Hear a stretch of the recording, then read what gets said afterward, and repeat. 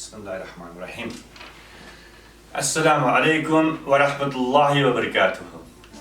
Aziz muhterem vatandaşlarım, men bugün 12 noyabrdan ibaret Xitoy işgali ostidagi yurtimiz Sharqi Turkistonning Cumhuriyet kunini xotirlash munosabati bilan hammamizni bosqinchi Xitoy hukmronligiga qarshi qurtulush yo'lida Sharqi Turkiston Cumhuriyeti sürgün hükümeti nomidan büyük sevgi ve muhabbet bilen salamlash bilan birga, gerçi vatanimiz Sharqi Turkistonda Xitoyning ishg'oli ostida bo'lsa-mu, lekin ajdodlarimizning milliy mustaqillik ruhining namoyandasi bo'lgan bu muborak kunimizning tarixiy afzalliklariga asosan ozodlik yo'lida xalqimizdan kutadigan orzu tilaklarimni sizlar bilan paylaşmoqchiman.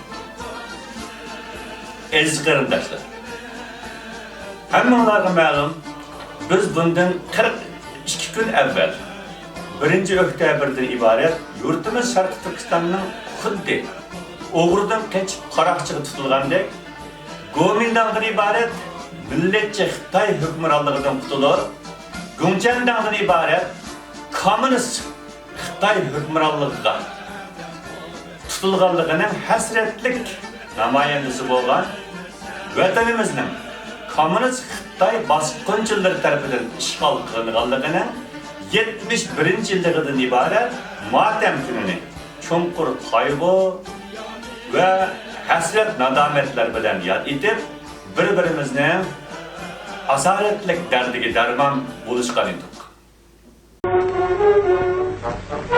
正当我雄师横扫陇西，向新疆前进的时候，前新疆省主席包尔汉、警备司令陶时岳等通电脱离蒋匪帮反动政府，归向人民阵营，并请我军进驻新疆。我军不辞长期苦战的疲劳，穿过甘心边境的重镇星星峡，冒着塞外风沙奔向新疆。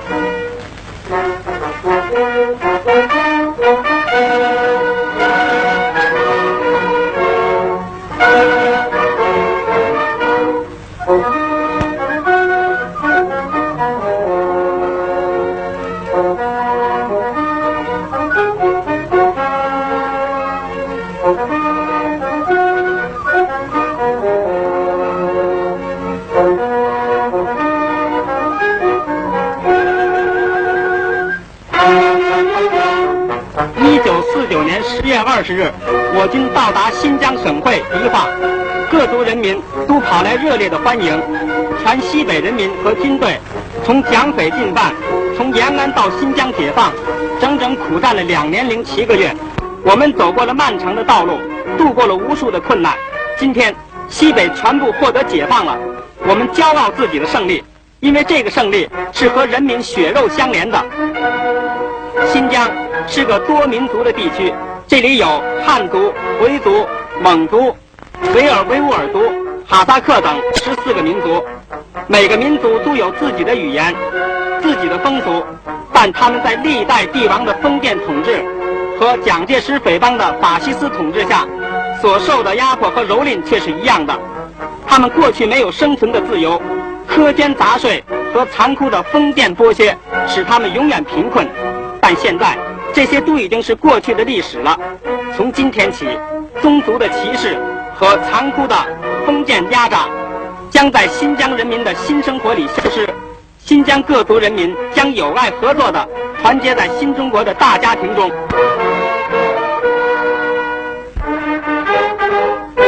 1949年12月6日，坚持了6年反抗暴政运动的新疆民族自卫军胜利地进入迪化。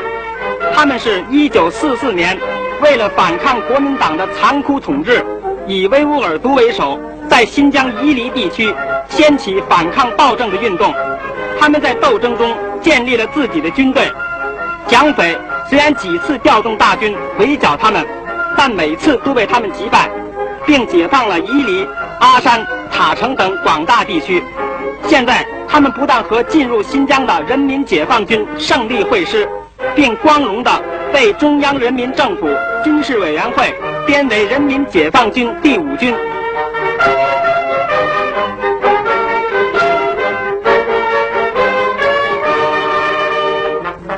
北全部解放了，中央人民政府西北的最高领导机关西北军政委员会宣告成立。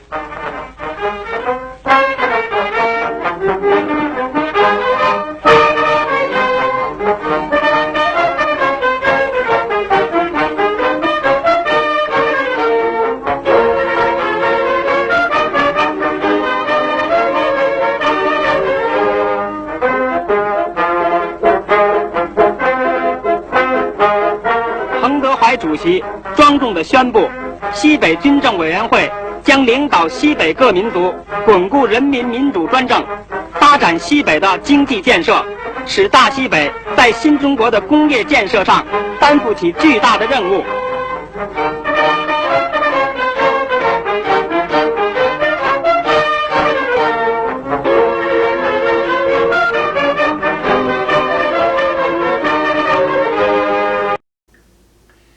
Endi bugun tam onun aksincha o'tgan asrning dastlabki yerida garchi har xil sabablar tufaylidan uzoq yashayolmay mag'lub bo'lgan bo'lsa-mu, lekin qahramon ajdodlarimiz tarafidan orqa-orqadan qurilib e'lon qilingan Sharqiy Turkiston Cumhuriyetlerimizning milliy mustaqillikdan iborat ulug'vor ruhini mustaqillik kunimiz deb tunib qadrlagan holda dushmanga tortirib qo'ygan vatanning Cumhuriyet bayramini tantana qilib o'tiribmiz. Hammamizning bu vatanparvarlik ruhidan Allah razı bo'lsin.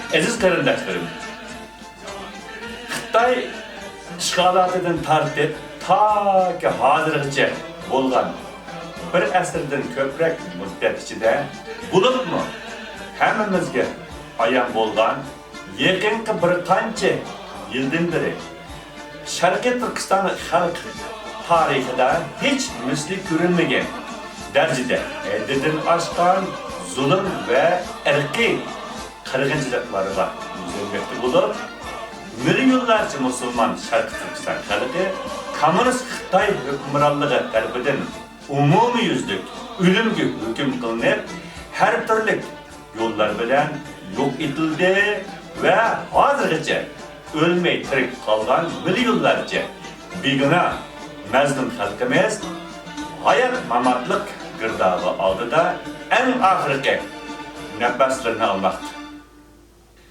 Mana shunday bir tarixda hech misli ko'rilmagan darajada xatar ichida jon talashayotgan bizdek bir millatning beshidagi bu vatansizlikdan iborat musibatchilik yilda bir qatam keladigan motam kunimizda qo'ldan ketgan vatanga bir qatam urib qayg'urib qo'yish va shundaqla bugünkidek motam kunimizga o'xshashla yana yilda bir qatam keladigan Cumhuriyet kunimizni yod etib, onundan faxrlangan holda tantana qilib, bayroq chiqarib, bir-birimizni tabriklab, o'zaro bayramlash bilan va yoki vatanparvarlik vijdonimiz bekra qaynab teshib ketganda WhatsApp to'plarimizda elib borayotgan cho'qonliq g'avg'olarimiz bilan o'zligidan ko'tarilib, ko'zlagan nishonga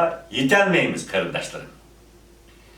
Bizga ozodlik tashna bo'lgan mazlum xalqimizning bu hasratlik ahu zorlari asosida shakllangan bir butun tavranmas milliy ozodlik irodaga tayangan holda birlik ichida uzluksiz jon fidolik bilan elib berildigan amaliy harakat lozim. Garchi Xitoyning yurtimizda elib borayotgan bu chekidan toshgan qirg'inchiliklarining kundan kuniga avjiga erishiga ergishib, dunyoning har qaysi joylarida yashayotgan hijratdagi Sharqiy Turkiston jamoatchiligi ichida Xitoyning bu zulmiga qarshi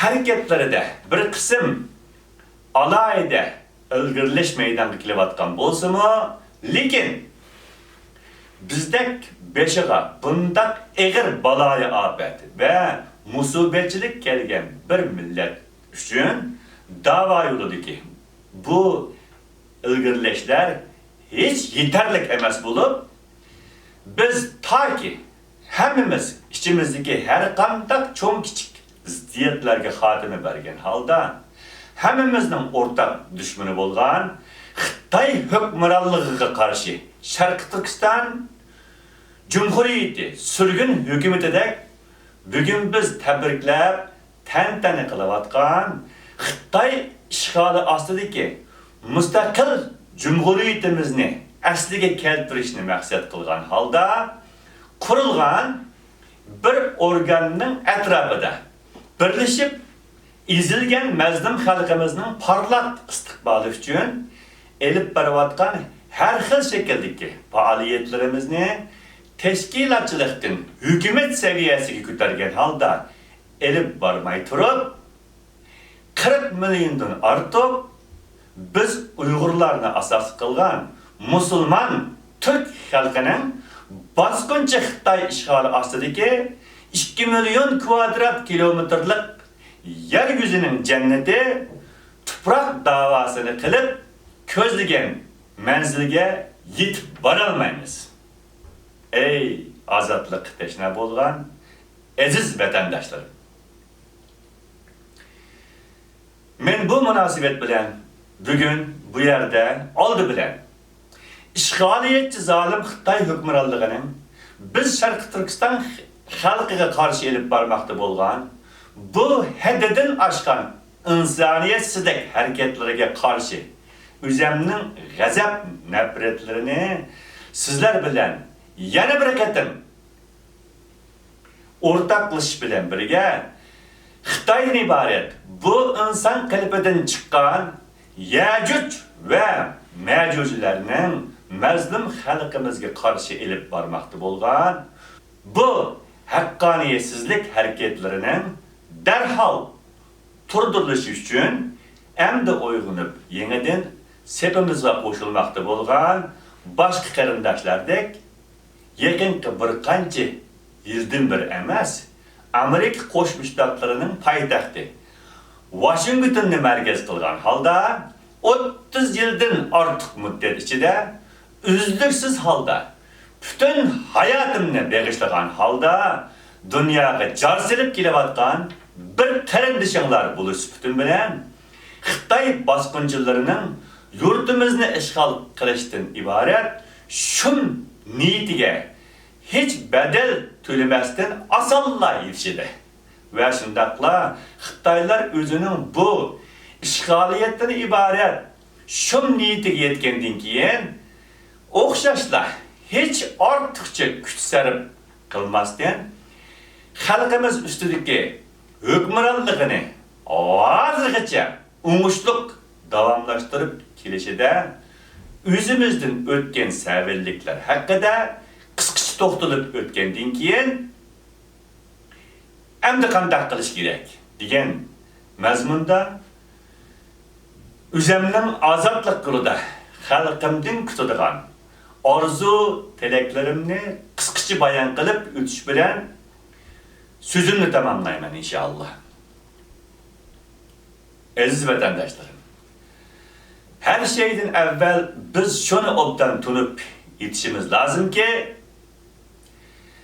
geçmişte beşimizga kelgan ve hozirgacha kelmekte bo'lgan bütün kelishmaslik ve musibetçiliklerinin sebebi asosiy jihatdan o'zimizda bo'lib, bularning hammani bosqinchi Xitoylarga ortib qo'yib, o'zimizni Segizxondan saq chiqarish bilan o'zimizni aldab da'vo yo'lida hech bir natija qozona olmaymiz.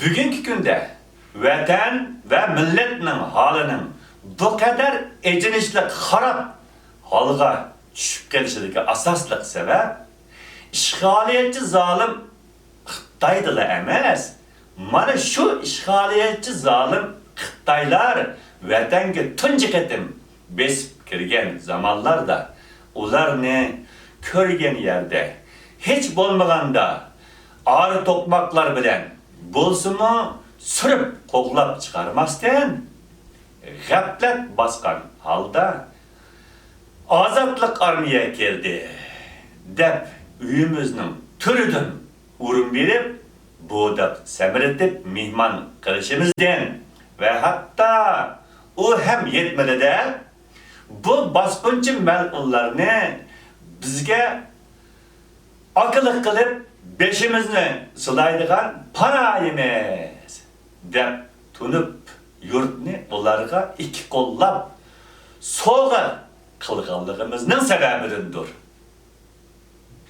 Tarihi delil ispatlar, yani şunu aniq ko'rsatib turibki, vatanimiz Sharq Turkistonning Xitoylar tarafidan ishg'ol qilinishida va shundaqla vatanning ishg'olotidan keyin uning Xitoylar tarafidan hozirgacha bo'lgan bir asrdan ko'proq muddat ichida bu bosqinchi mal'unlar tarafidan muvaffaqiyatli idora qilinishida ota-bobolarimiz tarafidan o'tgan savillik bo'libmi ichimizdagi to'g'riliqni ko'rolmaydigan xoin munofiqlar tarafidan sodir qilinmoqda bo'lgan buzg'unchilik jinoyatlarining vazni eg'ir bo'lib, her zaman bosqinchi Xitoylar o'zlarining xalqimizning parlaq istiqboliga qarshi yetmoqchi bo'lgan shun niyatlariga ichimizdagi mana mushundaq öz bilen özgünü,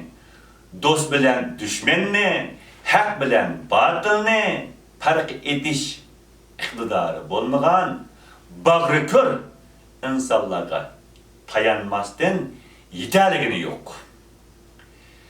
Hazır hem içimizdeki bu tipdeki mahluklar fakat vatanning ichidala emas, dünyanın her qaysi joylarida mavjud bo'lib, Xitoy hukumati bularni har xil imtiyoz ve maddi imkonlar bilan ta'minlash orqali Sharq Turkiston milliy mustaqillik harakatlariga qarshi qo'llanib kelmoqdadir. Bundan 16 yıl evvel kurulgan sürgündeki hükümetimizin hazırgacha taraftan kılınmakta bo'lgan her xil şekildeki ichki ve tashqi hücumlar sebebinden baş ko'tarolmay, yıkılgan yeride kopalmay yetişe ve bir amal qilib kopkan takdirde hem yanala her türlü tusalgı ve buzg'unchiliklar yüzünden ko'zlagan nishonga yetolmasdan davomliq xonavayronchilikdan xoli bo'lolmagan holda o'zining hükümetlik rolünü to'liq joriy qilolmasligining asos sababi mana bundan iborat bo'lib, o'tmishda bu haqda vatandoshlarga ma'lumot berib o'tdik ve bundan keyin maxsus hükümetimiz to'g'risida berildigan bayonotlarda yana bu haqda tafsili to'xtalib o'tamiz inshaalloh. Onundan başqa yana Xitoylarning mayli yurtimizni ishg'ol qilishida va shundaqla yurtimizni ishg'ol qilgandan keyin xalqimiz ustida o'zlarining hukmronligini rahat yurgizishda qo'llanib kelayotgan yana bir unumli usuli xalqimiz ichidagi o'zaro birlasholmaslikdan iborat tarixiy illatdan to'liq foydalanishi bo'lib, Xitoylar xalqimizning bu ojizligidan to'liq foydalangan holda hech qanday kuch sarf qilmasdan yurtimizda tarixdan birga yashab kelmoqda bo'lgan Uyg'ur, Qozoq, Qirg'iz qatorliq bir butun Türk milletining o'zlariga xos shiva farqlari bo'yicha bir-biridan ayirib o'zaro bir-biriga yot ko'rsatish ve hatta shiv farqi asosi jihatdan o'xshash bo'lgan yurtimizning asosliq aholisini tashkil qilg'ichi biz Uyg'ur xalqini İçimizdeki coğrafiyalik joylashish o'rnimiz bo'yicha bölüp idare qilish bo'lib, Xitoylar o'zining bu o'zimizning yig'ida, o'zimizning go'shini qo'rishdan iborat siyosatidan faqatla yurt ichida emas, hatto yurt tashida ham o'xshashla unumli foydalanib kelmoqda. Bizdeki her zaman qayerga barsak, ortak düşmanımız Xitoyga qarshi birlashmasdan, Xitoyni tamamen unutgan halda o'zimizning ichidan düşman izdishimizdagi asosli sabab mana bundan iboratdir, aziz qarindoshlar. Bo'libmi, hatta bugünkü tarihi halkılık peytlerde hem WhatsApp toplarda Uygur, Kazak ve Kırgızlar arasında sadır bulup kilevatkan birbirini eklep çekiş ve hatta özlerini bir şarkı Türkistanlık Uygur dep turup mu yana da özlere birleşmezdik ve hatta en ecnarlığı bütün Şarkı Türkistan halkı Xitoylar tarafından umumi yüzlük ölümge hüküm kılınıp icra kılınavatkan muşundaq bir tarihi halkılık peytte hem yanıla her xil bahana sebeplerini görüştüp birleşmezden birbirimizge hücum kılıp Xitoyni hatırjam kilish. Mana bizdeki ittifoqsizlikdan ibaret illatning sayqaymasdan künden güniga yomonlashib ketayotganligining bir jonliq misoli bo'lib, ichimizdagi bu ittifoqsizlikqa xotimi bermay turib, o'rtak dushmanimiz Xitoyga qarshi mujodalada muvaffaqiyatli bo'lishimiz mumkin emas. Onundan başqa yana azaldan o'z xalqining ozodlik yo'lida hech bedel to'lamasdan Xitoy yoki boshqalarga biqindi bo'lib yashashni o'ziga odat qilib olgan qarindoshlar mavjud bo'lib, Manchu istilosidan tortib toki hozirgacha bo'lgan xonlik, Gomindan ve Gumchandan davrlarini o'z ichiga olgan her bir o'xshamagan davrning hammasida Xitoy va yoki boshqa yatlarning chapinida tarlab kelayotgan mushtarak davlatni tashabbus qilg'ichi avtonomchilar hozirgacha bu ahmoqona shu niyatidan voz kechgani yo'q.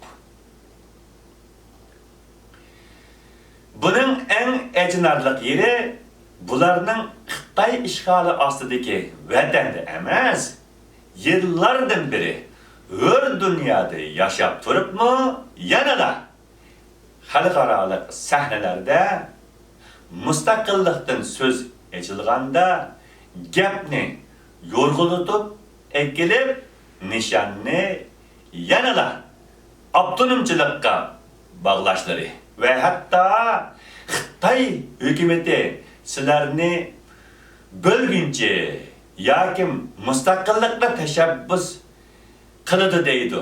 Buningga nima deysan deb og'ziga to'g'ri javobni sep bersimi yanada hech tap tortmasdan bu bizga qilingan bir qop-qora bo'hton. Xalqimiz avtonomiyadan boshqani istamaydi deganga o'xshash haqiqatni inkor qiluvchi javoblar da'voga qilingan ochiq oshkora haqorat va buzg'unchilikdan boshqa narsa emas bo'lib, men bularni anda qilmanglar deb hech amal qilib hozirgacha to'siy olmadim. Bundaq özlerinin bir bütün davani arzimas pulga parçalab setib, can beqishga ko'nib qolgan qarindoshlarimiz Dünya Uygur Kurultayı'nın rehberleri ve şundakla ularning qo'llig'ichilari ichida uzundan beri o'zsiz holda davomlashib kelayotgan hodisa bo'lib, texi yaqinda Amerikadagi mashhur qonunshunos Nuri Turkel efendining xalqarodagi bir nupuzliq media shirkatiga vakillik qilg'ichi muxbirning "Zadisilar nima istaysizlar? Avtonomiyami yoki mustaqillikmi?" deb so'ragan savoliga bizning Xitoydan talab qilib kelayotganimiz zodicha avtonomiya bo'lib, Xitoylar buningga hech yaqin kelmaylik. Xitoyning biz Uyg'urlarni mustaqillik istaydi degani bizga qilingan qap-qora tuhmat bo'lib, bu Xitoylarning o'zlarining Uyg'ur xalqiga qarshi elib berayotgan qirg'inchilik harakatlarini xalqaroliq sahnalarda haqqoniylashtirish uchun yasab chiqqan uydurma so'zi deb biz Uyg'urlarni Xitoyning bizga choplagan atalmış qora bo'htanidan qahramonlarcha oqlab chiqib, avtonom chiqilib, pardazlab bozorga selishlari. And do the Uyghurs want independence for Xinjiang? The Uyghur people's priority or major concern right now is to how to live like a human being, whether in China or outside of China. So you're not striving for independence? That's what the Chinese claim that the Uyghurs are fighting for. But the most pressing issue at the moment is the survival, the existential threat that the Chinese government posing against the Uyghur people. But Uyghur people historically have been demanding and asking for political autonomy, social freedom, and the freedom to live with dignity for many years. No, Turkal, thank you. Ve şundakla xuddi deyişi vargandek biz Uygurlarning takdirini Xitoyning demokrasiyalash bilan chambarchas bağlab başka yollarını herkes körgüde unumaydigan Warkeshi yoki Örkesh isimlik dunyoga mashhur yana shu Nuri Turkelning yaqin sabdoshlaridan biri bo'lgan bir qarindishimizning yana o'xshashlar dunyodagi bir muhim medianing muxbirining Nuri Turkel'den sorulgan sualga o'xshashla zade Uyg'urlar nima istaydi? Avtonomiyami yoki mustaqillikmi deb so'rgan savoliga Uyg'urlar asli uzun tarixiy zamonlardan beri boshqalarga biqindi bo'lib yashashga ko'nib qolgan bir millat bo'lib, agar Xitoy hukumati Uyg'urlarga qarshi elib berayotgan bu milliy qirg'inchiliklarni to'xtatmasa, Uyg'urlarning mustaqillikni tanlamaslikdan boshqa chiqishi yo'li qolmaydi deb javob berib, Xitoyga tahdid solmoqchi bo'lishi garchi anglamoqqa buning Nuri Turkelning bu o'xshash savolga bergan javobidan kichikkina yaxshiroq tuyulsa-mu, lekin u ham o'xshashla bizni avtonomiya bozorida pardozlab, azan setib, mustaqillik davoyimizning bozorini kasatlashtiradigan bir qism buzg'unchilik harakatlarning bugungi kundagi yana bir qatim aniq namoyandasidir.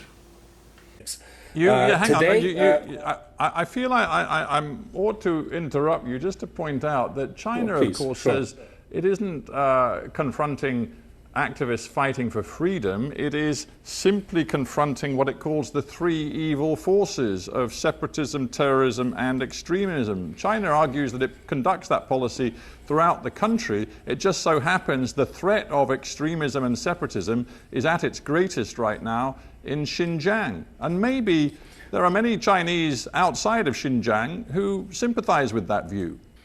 Well, if you keep trying to exploit Uyghur people from their self-identity, they want to get independent. Yes, they see independence is one of the way to preserve their identity, their cultural. So the separatism, if there are any, and then I do agree that there are separatism sentiments in Xinjiang in the last 70 years. That's because of the Chinese Communist Party's suppression.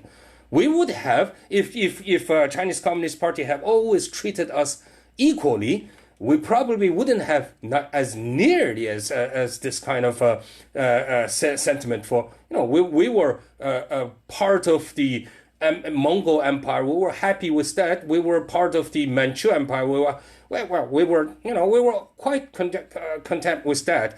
Only when Chinese came to rule Uyghur people, they don't want to just rule. They want to exploit us from being Uyghur. And that is unacceptable, and that has led to the separatism.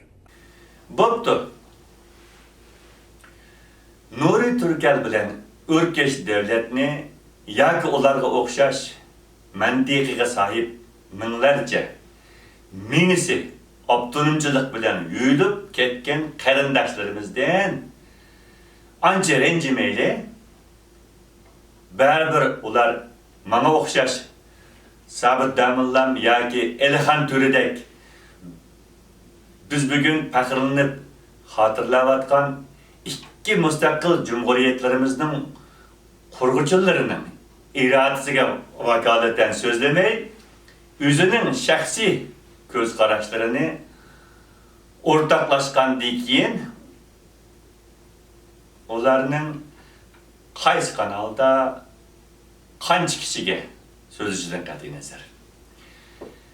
Bu yerdagi hammadan eng achinarli hodisa shuki, o'zlarini mustaqilchi deb paypilab, qil tegdirmaydigan ozodlik sepimizdagi har danliq ulamo diniy zotlar, jamoat arboblari, inqilobiy rahbarlar va bo'libmi o'zlarining sotsial mediadagi tashviqotlarida alayda tövka qurib, dükkan açkan, halda xalqni sayretib, çang chiqirib yetib borgan ixtiyoriy muxbirlarimizning bularga andaq o'zimizga ziyonliq Xitoy xo'sh bo'ladigan gapni ko'rganligi yerda gapim bor deb yurmayli qarindoshlar deb nasihat qilib to'sashning o'rniga ularning o heliqi mashhur kanallarda chiqib so'zlash fursatiga ega bo'lganligidan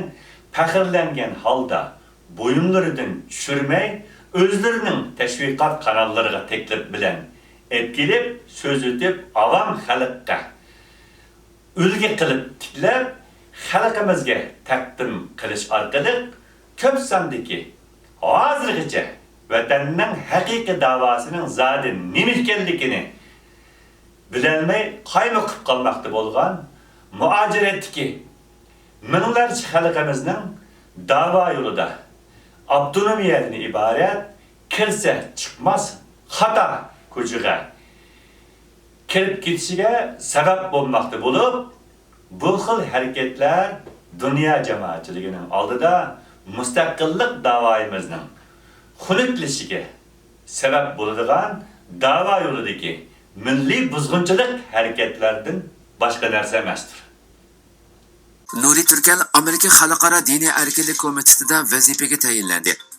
Amerikadagi eng ta'siriga ega 3-nomerlik shaxs Amerika Avam palata raisi Nancy Pelosi xonim o'tgan juma kuni Amerika parlamentidagi rasmiy jarayonlardan keyin Amerikadagi Uyg'ur faoliyatchi, Uyg'ur kishilik huquq projekti birlashma qurg'uvchisi va mudiriyat raisi, shundaqla Amerikadagi tunji Uyg'ur advokat Nuri Türkel apandini Amerika Xalqaro diniy erkinlik komitetining komissari qilib tayinladi.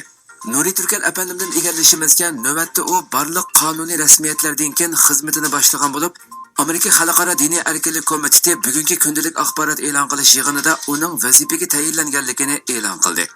Nuri Türkelning Uyg'ur kishilik huquq siyosiy qonun loyihasi yaqinda Kengash palatasida ma'qullanib, Avam palatasining ma'qullashiga sunilishiga bir qancha kun qolganda bu vazifaga tayinlanishi Şundaqla S 3744 numurluq bu qonun loyihasining ati chorshanba kuni Avam palatasida ovozga qo'yilishidan bir kun burun Amerika parlamentining tunji qatim bir Uyg'ur Amerikalikni ommaviy diplomatiyani yo'l qo'yishdagi muhim siyosiy o'ringa tayinlaganligini e'lon qilishi Xitoyga berilgan buyuk signal ekanligi bildirilmoqda.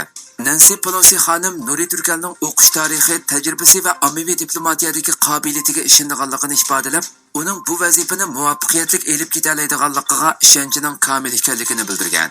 Nuri Turkal Xitoyning atalmish madaniyat inqilobining yuqori pallasida qayta tarbiyalash lagerida tug'ilgan va hayotining dastlabki bir necha oylarini onasi bilan asrda o'tkazgan. U 1995-yili Amerikaga o'quvchi bo'lib kelgan va 97-yili siyosiy panohlik tilagan. U Amerikada o'qigan tunji Uyg'ur advokat. U Washingtondagi Amerika universitetida o'qigan bo'lib, xalqaro munosabatlar bo'yicha magistrlik unvoni va qonunshunoslik unvoniga ega bo'lib, Kolumbiya rayonining advokati. U nazorat qilib boshqarish, federatsiya tekshirish va ijro qilish, poraxo'rlikqa qarshi turish, Osiyo va ko'chmanlar ishlari bilan shug'ullandi. U kasbiy hayotidan boshqa vaqti va kuchini Sharq Turkiston da'vosi uchun sarf qilmoqda. Nuri Turkal 2004-yildan 2006-yilgacha Uyg'ur Amerika jamiyatining raisi bo'lgan. 2003-yili birlashib qurgan Uyg'ur kishilik huquq projektining tunji ijroiya mudirlik vazifasini o'tagan. 2018-yili 3-oydan boshlab Uyg'ur kishilik huquq projekti turining mudiriyat raisi bo'lgan. 2005-yildan 2009-yilgacha Nuri Turkal Amerikada qonun bilan boshqarishni asliga keltirish tirishchanligida muhim rol o'ynagan. Kubaning Guantanamo qo'ltiqidagi harbiy turmaga xato qo'lga ilinib qamalgan barliq Uyg'ur tutqunlarining qo'yib berilishi va o'rinlashtirilishiga turtkilik rol o'ynagan. Nuri Turkal yana Dunyo Uyg'ur qurultiyining hozirgi raisi Dulqin Aysoning Amerikaga bo'lgan sayohat imtiyozini asliga keltirish va uning nomini Interpolning qizil uqtirish tizimligidan o'chirib o'tishda muhim rol o'ynagan va qonun yordam bergan.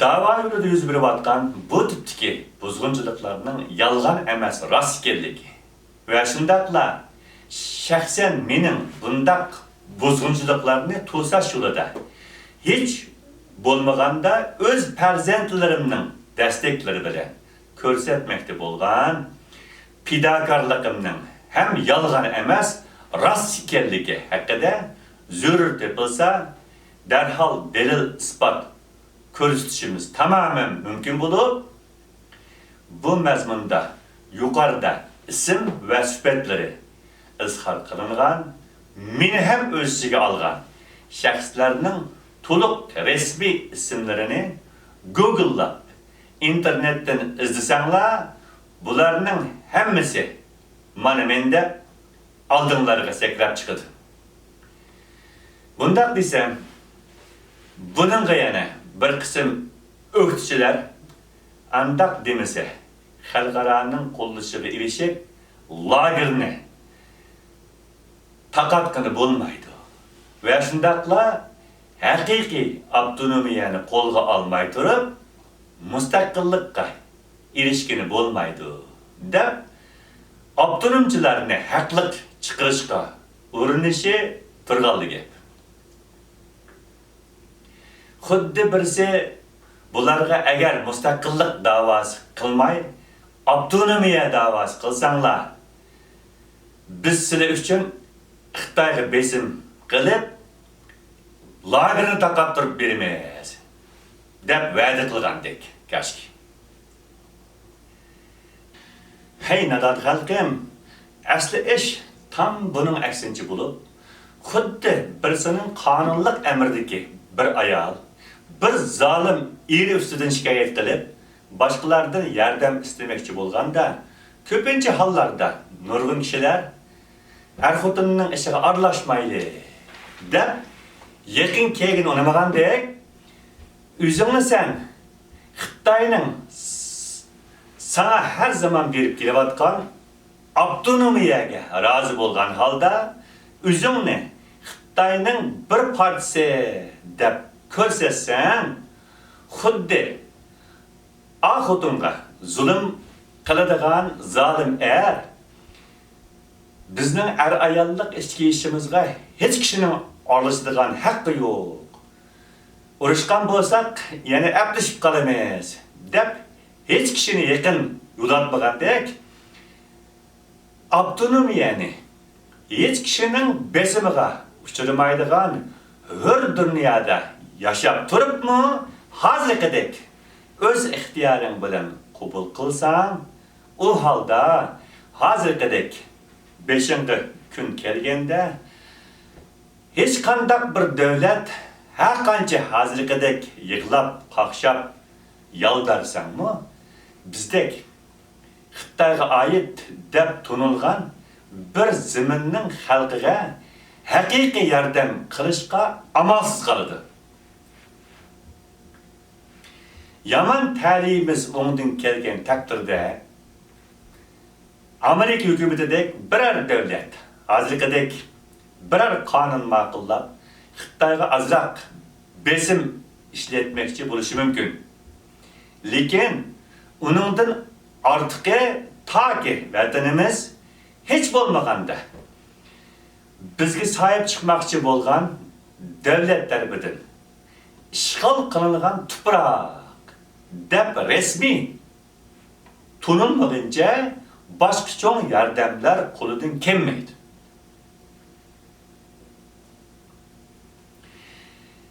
Xitoyning xalqimiz ustida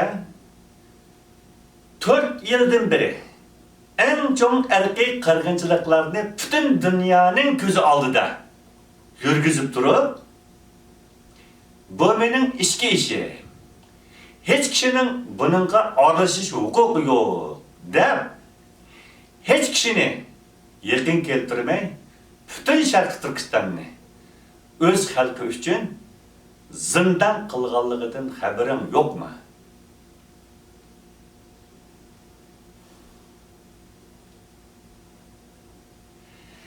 Demek bu işler ata-bobolardan tartib bakındıçılıkka ögünüp kalgan qarindoshlarımızning deginidek bo'lmay, tam onun aksincha burnimizning uchunlik ko'rmay, uzoqni ko'zlagan holda xalqaroliq cho'ng bozorlarda davoni parchalamay, butun setib oladigan foydaning miqdori parchalab satqanga qaraganda necha hassa ko'p bo'lib, dunyo jamoatchiligidan hozirgidek bizga yaxshi fursat kelgan bir paytda zodicha ushshaq tushak yordam emas, vaqt soati kelganda shu yordamning kuchi bilan Xitoyga qarshi jang e'lon qilib, vatanimizni qutqazgidek cho'ng yordamlarga erishishga ham ishonchimiz komildir.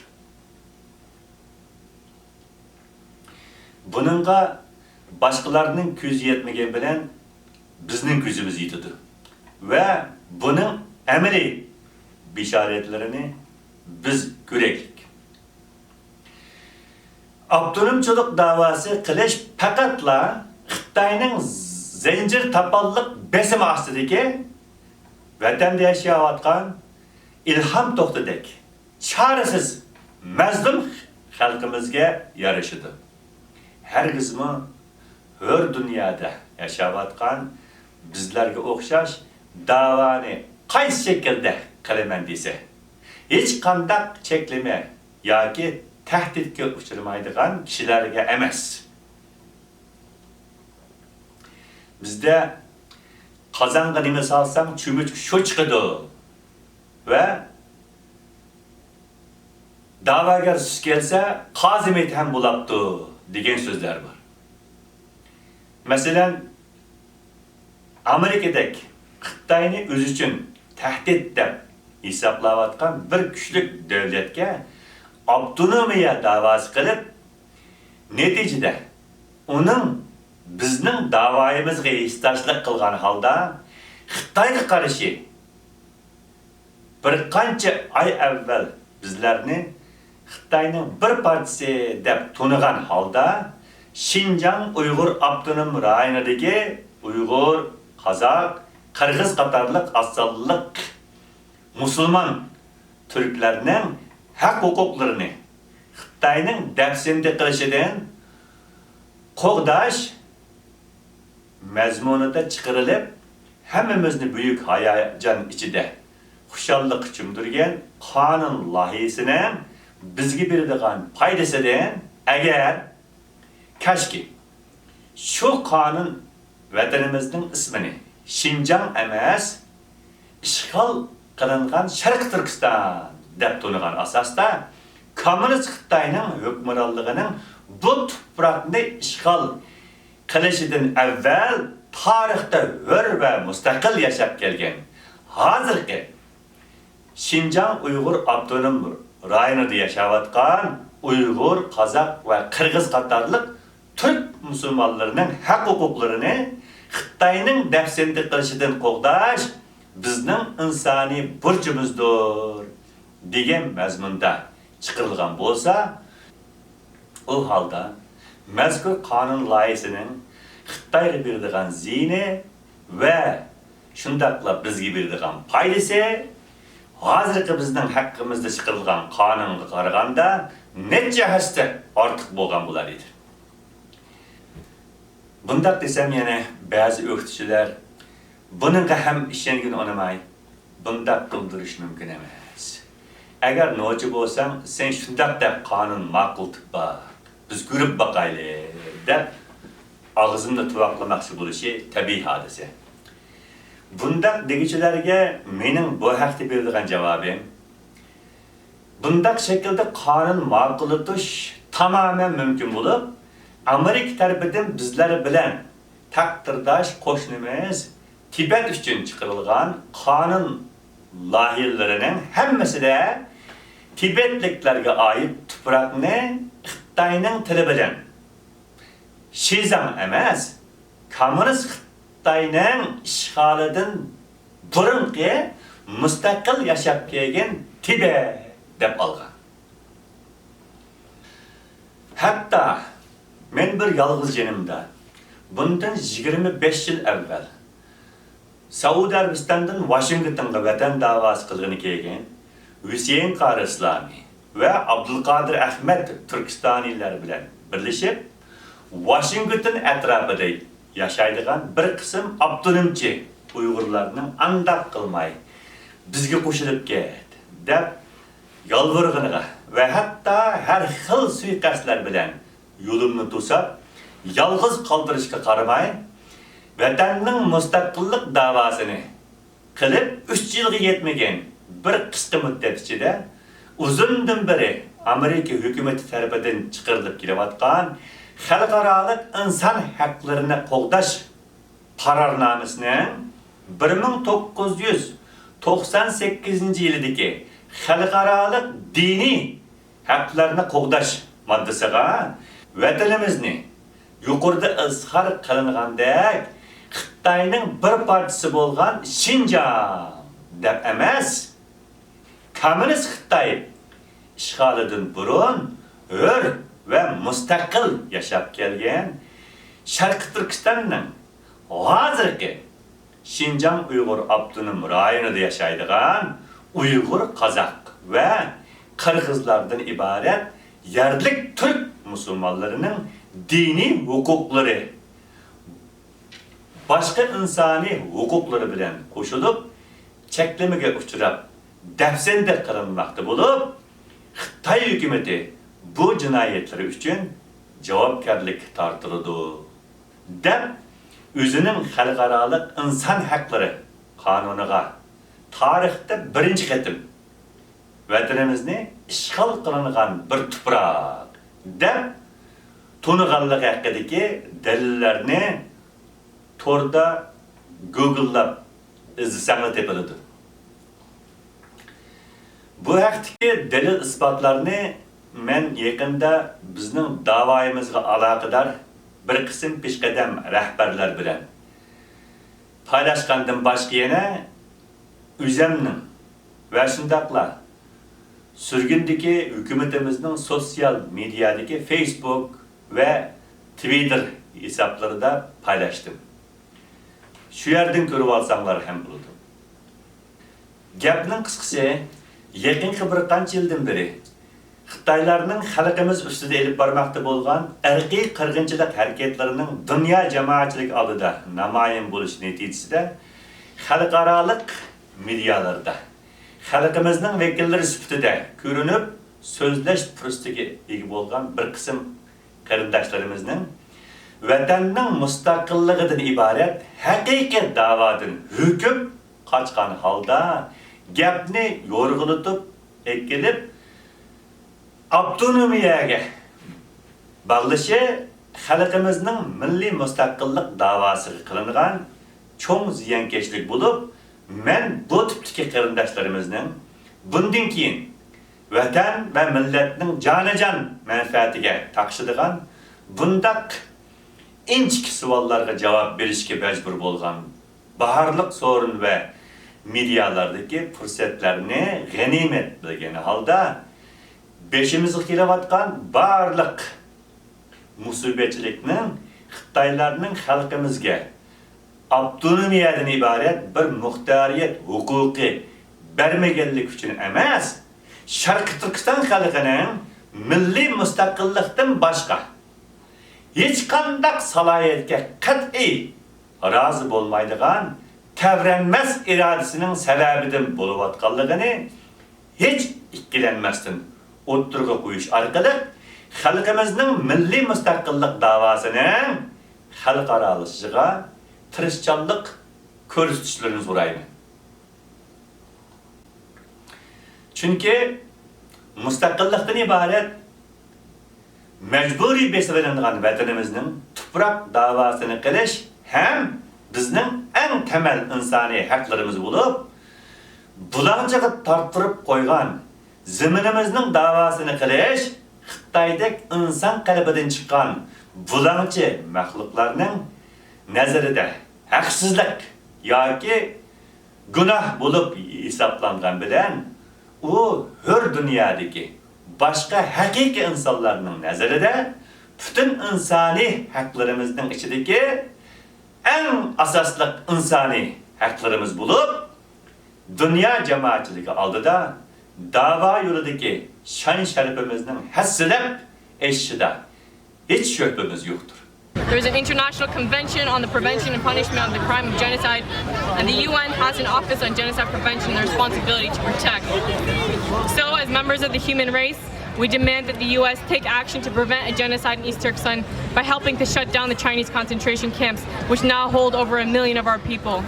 We ask the U.S. to use the global Magnitsky Act to sanction the Chinese government for its heinous crimes. Humanity said never again after the genocides we witnessed in the last century. Today, we demand the U.S. government to act on those words and protect the Uyghur, Kazakh, Uzbek, and other people of East Turkestan by preventing the genocide brewing there. Thank you. And now I'd like to introduce Anwar Yusuf Turani, the founder and Prime Minister of the East Turkestan government in exile, continue addressing the situation. Thank you.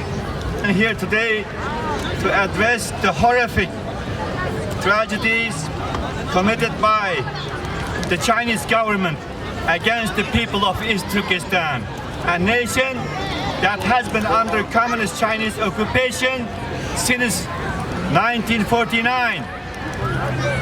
It was renamed by China as Xinjiang, or New Territory. Since the occupation, China has made increasing efforts to erase the 40 million Muslims of East Turkestan, majority of whom are Uyghur Turks. Islam is completely forbidden. Uyghurs are forcibly assimilated into the Chinese state through cohesive birth control policies, moving millions of Han Chinese from the inner parts of the China to the occupied East Turkestan, and forced marriages. Our language is banned. Millions have been killed through nuclear testing and massacre. Now, over 2 million East Turkestanis, mainly Uyghurs, have been held in the Chinese concentration camps, where they are forced to denounce their religion, Islam, adopt atheism, and pledge allegiance to the Chinese state. In these camps, they are victims of hunger, torture, organ harvesting, and brutal death. Kısacası, müstakillik bizning temel hakkımız bulup, o berilmeydi, elinidi, qarindoshlar.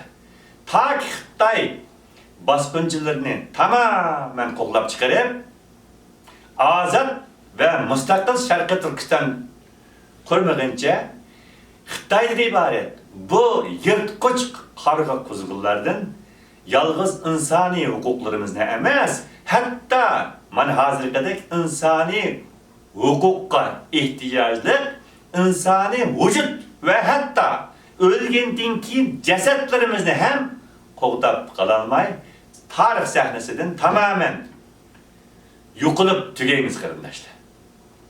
To'g'ri, mening yuqorida izhor qilingan mustaqillik va avtonomiya hukmlari ve shundaqla bu ikki salohiyatning qaysisining bizning milliy manfaatimizga foydali ve qaysisining ziyonli ekanligi to'g'risida to'xtalgan mazmunlar qarata kim mustaqillikni xohlamaydi? Hammamiz xohlaymiz. Ammo aqmaydigan mustaqillikning davosini qilamiz deb quruq shuarni tovlab bugünkidek hech nimaga erisholmay Xitoyning qirg'inchiligi ostida neslimiz tugab yo'qolib ketgandan Xitoy bizga agar haqiqiy avtonomiya beradigan bo'lsa, jon deb elib bizga mustaqillik nisb bo'lguncha o'zimizni saqlab qolsak, hatta hech bo'lmaganda bizga haqiqiy avtonomiya huquqi bermagan taqdirda ham Xitoy degan kafir yurtimizdagi turma lagerlarni taqab burunqidek odatdagi yashash erkinligimizni bersimi, bir gün bo'lsimi kunning serig'ini ko'rib yashaganimiz yaxshiroq emasmi deb mening bu haqdagi muloyiza va tavsiyalarimga qo'shilmaydigan qarindoshlar chiqdi. Mana yuqorida ism va sifatlari qilmishlari bilan izhor qilingan Nuriy Turkiya ve Örkeş devletlerine o'xshash qarindoshlarimiz bu haqda mana dal bu xil qarashdagi qarindoshlarimiz tipik misoli bo'lib, mening nazarimda oldi bilan har qanday sharoitda avval Xitoydek ziminimizni besib olgan bosqinchilarga qarshi zimin da'vosi qilmasdan avtonomiyadan iborat muxtoriyat da'vosi qilishning o'zi ziminimizni ishg'ol qilgan bosqinchi Xitoylar oldida cho'ng yengilish va taslimchilik bo'lib, bu da'vo yo'lidagi keyniga yondirib tuzatkilib bo'lmaydigan xatolikdir, aziz qarindoshlar. Başta bar kuchimiz bilan bosqinchilarga qarshi mustaqillik da'vosi qilib, da'voyimizning nima ekanligini butun dunyo oldida aniq namoyon qilib ko'rsatib bo'lgandan keyin faqat bo'lmaganda tugumandan tushganni al, qarzlardan tutganni degandek amalsizlikdan vaqtlik avtonomiya bo'lsin elib tursangiz, siz xatolashgan bo'lmaysiz. Xuddi bir qarzlardan almoqchi bo'lgan $1000 pulingizning hammani ololmasingizmi? Bo'pti. Qarg'inni keyinchi topganda berasan degandek bir gap bu. Ammo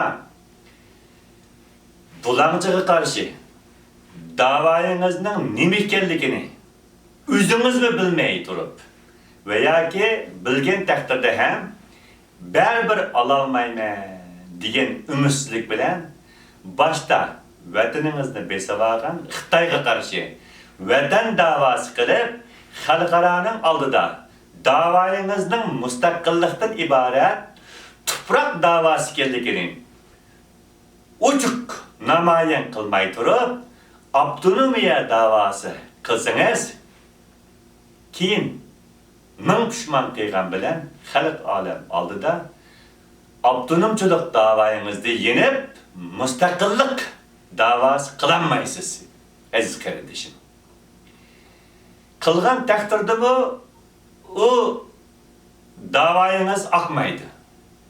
Çünkü bu vakitte Xitaymo ve hatta sizning davayınızga şahit bulavatkan dünya cemaatçiligimi sizning davayınız avtonomiya emasmidi?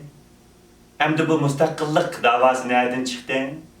Hazır kadar siz mustaqillik davası qilmay nerede qalgan? Degan savolni so'ralaydi. Ve ağzınızını tuvaqlab qo'yalaydi. Xuddi sizga $1000 berishi bor bir qarzdorga qarshi, uningdan baribir pulimning hammani ololmayman. Bo'pti. Uning yarmini bo'lsinmi?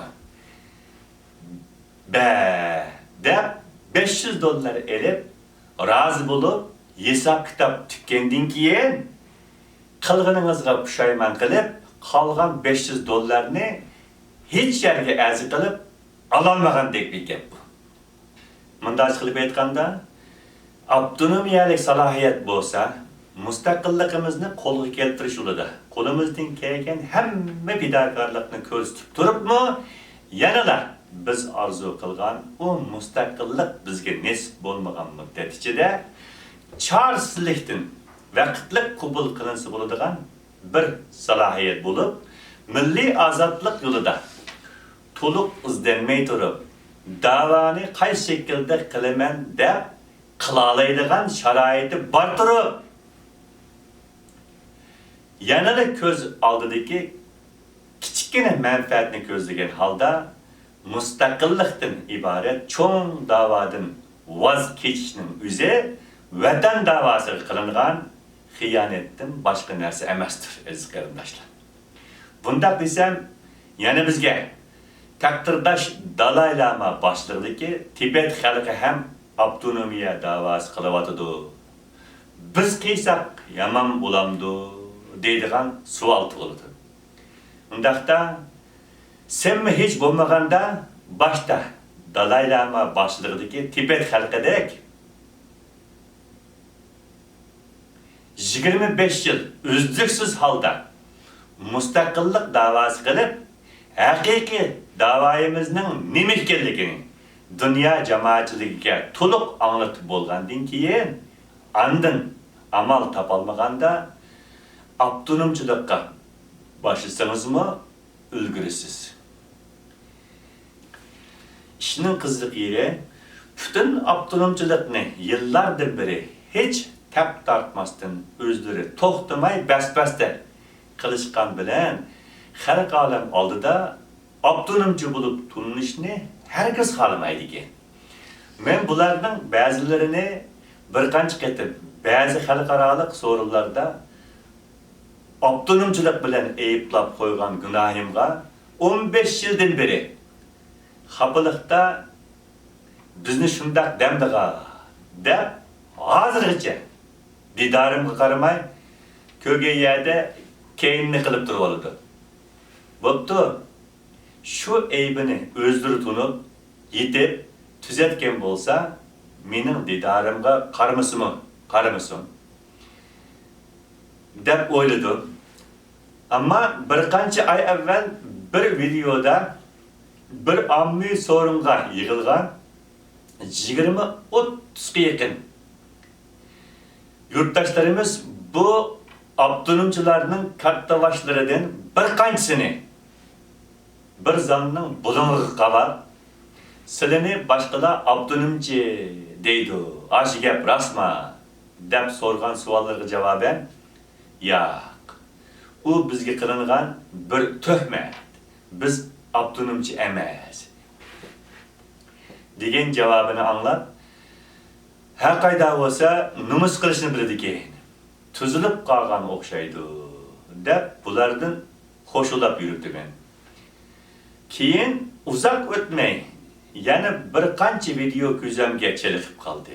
Qarasam, bularning hammasida Eli zalda özlerinin optimumçılıkıdan tanıgan qarindaşlarımızның en çok kaptabaşı bolgan hazırki Dünya Uygur Kurultayının reisi Dolkun İsa Efendi özü optimumçılıktan söz açmagan bilen ama eliqi hemmeylerini milyonlarca halktan aldı da mustaqillikdan batırlarca aqlab sağlam avtonomiya çıkılıp körüstüp Xitayni hatırjam qıygan dаңlıq advokatımız Nuri Türkel bilen faxırlık meşhur siyasetçimiz Örköş devletinin o'ttirsida koltuqlaşıp yürügenlikini görüp bu qarindaşlarımızın özü degendek avtonomchi emasligiga ishengim kelmay qoldi.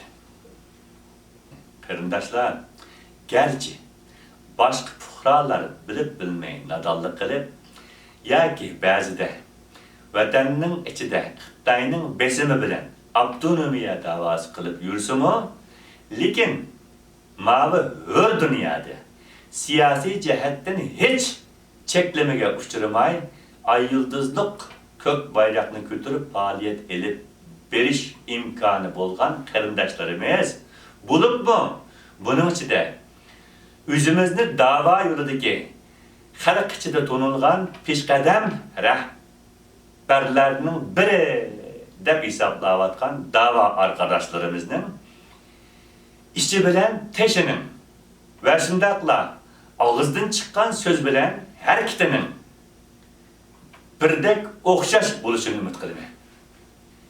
Kanada Xitoyning qana aralashmagan dunyodagi har qanday inson o'zining irqining va dinining nima bo'lishini va shundaqla qaysi davlatning fuqarosi bo'lishidan qat'iy nazar ko'pinchisining ko'ngli yumshoq, rostchil insonlar bo'lib ularga davayimizni qandaq anlatsak şu boyunca qabul qiladi.